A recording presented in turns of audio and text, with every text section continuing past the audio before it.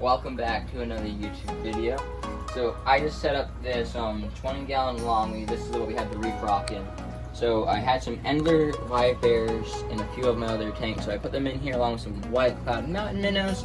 And there were two or three platies that were in the 75 that we got with the plecos. So I put those platies in here along with the gold white clouds, normal white clouds, some Endlers, and then some of the plecos also. So if you look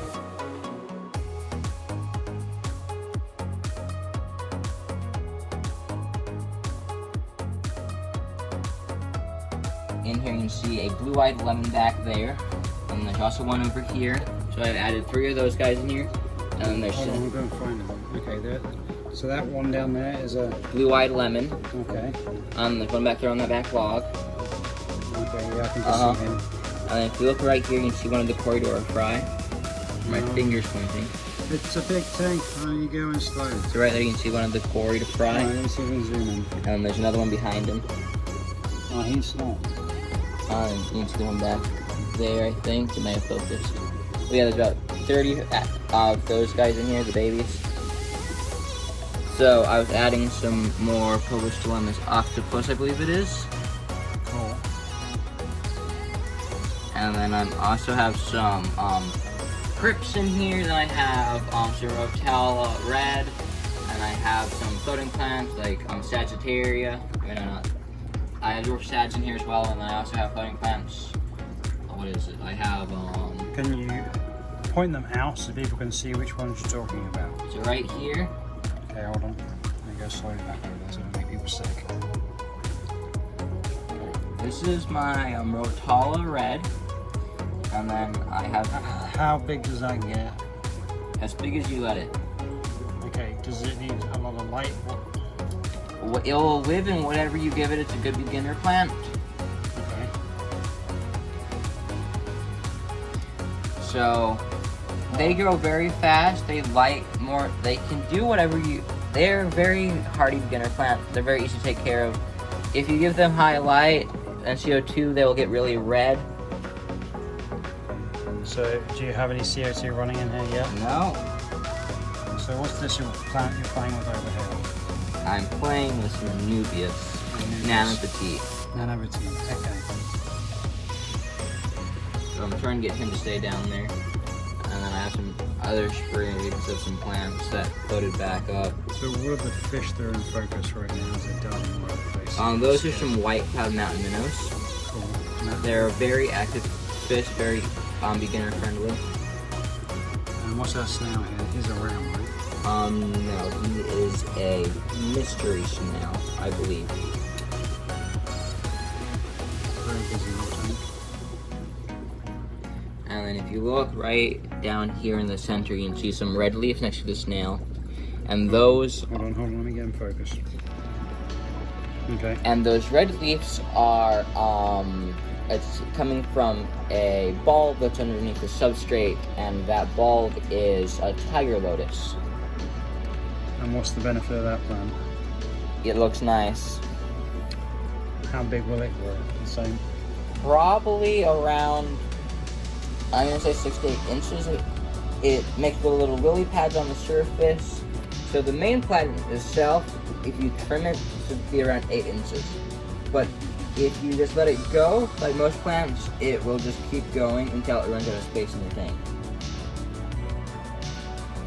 So you're planting now, what you're planting? I was planting some Sagittaria. Okay. I love the air stone in the front there. That's just like really camera friendly to a little tank. Yeah, so the air stone there, I like to put a big piece of cucumber on for the snails and some of the plecos. Alright, that's a good idea. Because it sinks down there, and it looks, and I can also hook up air if I need it. Just always something that I like keeping. Some of my pleco tanks have forks.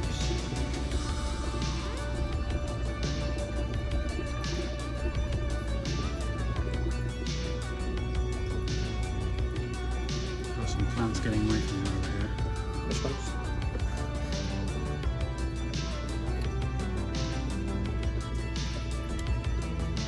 It's the same plant you're planting over in the corner?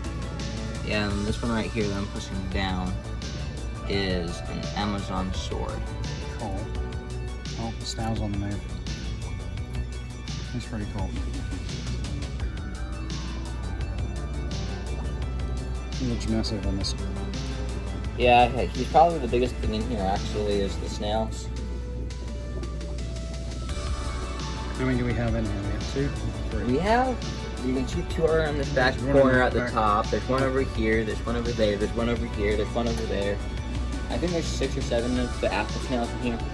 I got given some, and they're trying to breed in this tank. So how they breed is they come up out of the water.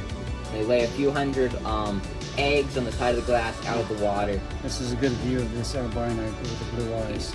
He's not an albino, he's a blue-eyed lemon. He's a blue-eyed lemon. I'm tired, it's been a long day. Hey, this guy with the fins in the back. The Enders. Yeah. They're really good. They're the ones we got from the pet shop the other day? No. So you got some in an angel tank that looks similar. Yeah, so actually I moved the male into this tank. He's a tequila sunrise, if I'm correct. He's somewhere in here. There's a lot of fish. There's probably about a half dozen to a dozen fish in here. They come up and down.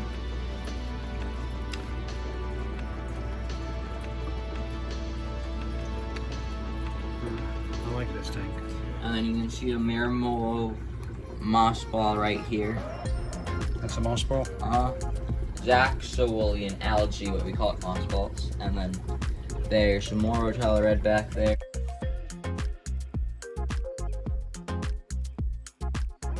And then there's some cryptocorns. What's he planning now? I'm planting, I believe it's, it doesn't want to stay down. It's running away. What I'm attempting to plant here is baby tears, if I'm correct. Okay. Now, what substrate do you have in this? In here, just sand? Yeah, I just have some sand.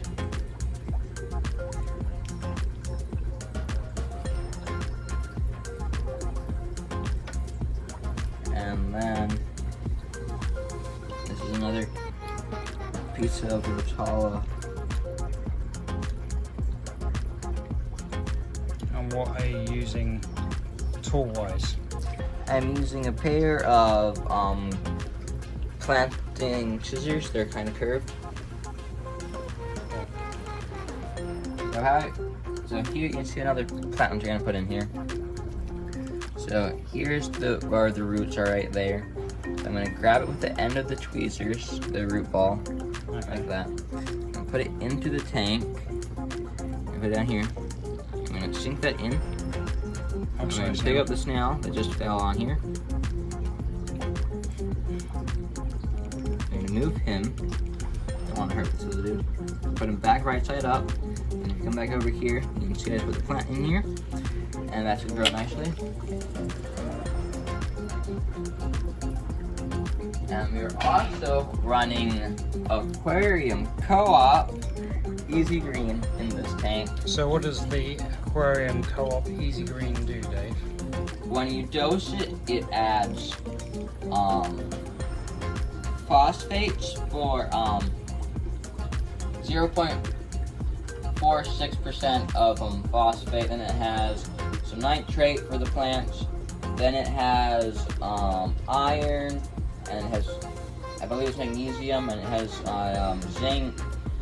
There's a few other, you can see the list of ingredients there. Okay. So that's what, and it's also recycled.